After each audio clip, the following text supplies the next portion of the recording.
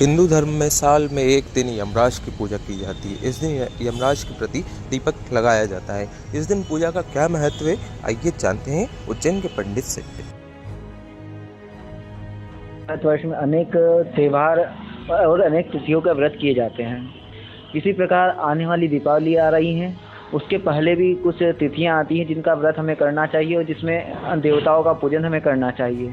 पूरे साल भर में एक ऐसी तिथि आती है जिसमें हमें भगवान यमराज जी महाराज का पूजन करना चाहिए।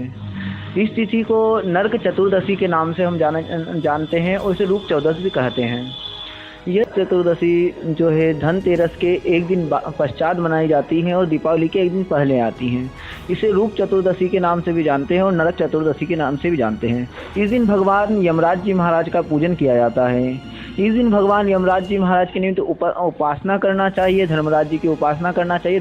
यमराज को ही धर्मराज जी कहा गया है। इस दिन विशेष कर अपने घर की दक्षिण दिशा की सफाई कर करके वहाँ पर चौमुखी सरसों के तेल का दीप लगाना चाहिए और भगवान यमराज जी प्रसन्न होवे इसकी कामना करना चाहिए।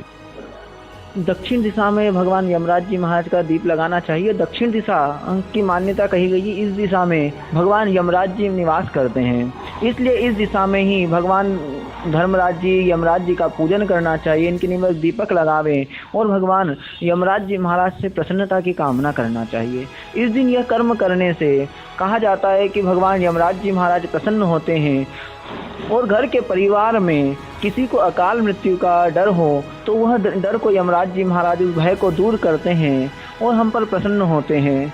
इस प्रकार इस दिन भगवान यमराज जी महाराज का पूजन करना चाहिए। इस दिन विशेष कर कहा गया है कि दान की वस्तुओं में तेल का दान नहीं करना चाहिए। इस दिन तेल का दान करने से देवी लक्ष्मी रुष्ट होती है, ऐसा कहा गया है।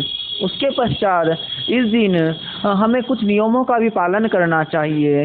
नरक चतुर्दशी के दिन हमें असत्य बोलने से बचना चाहिए और गलत कार्यों से बचना चाहिए, मांसाहार करने से बचना चाहिए और किसी जीव की हत्या करने से हमें बचना चाहिए। इस दिन भगवान यमराज जी की प्रसन्नता के लिए सारे धार्मिक कार्य, हमें धर्म से संबंधित जो कार्य हो वही कार्य करना चाहिए और अपने मन को स्वच्छ कर निर्मल हृदय से भगवान यमराज जी महाराज को दीप लगाना चाहिए। उनको प्रसन्नता के लिए उनसे प्रार्थना करना चाहिए कि हे यमराज जी महाराज, हमसे भूल से जो भी गलती हुई हो आप उनको क्षमा करें तथा हमारे घर में यदि कोई बाधा हो, अनिष्ट बाधा हो, उस बाधाओं को आप हरें और हमारे घर के परिवार के सदस्यों के मन में अगर कोई भय हो, मृत्यु का भय हो, काल मृत्यु का भय हो तो उस भय को आप दूर करें। इस प्रकार भगवान यमराज जी महाराज धर्मराज जी महाराज से प्रार्थना करना चाहिए।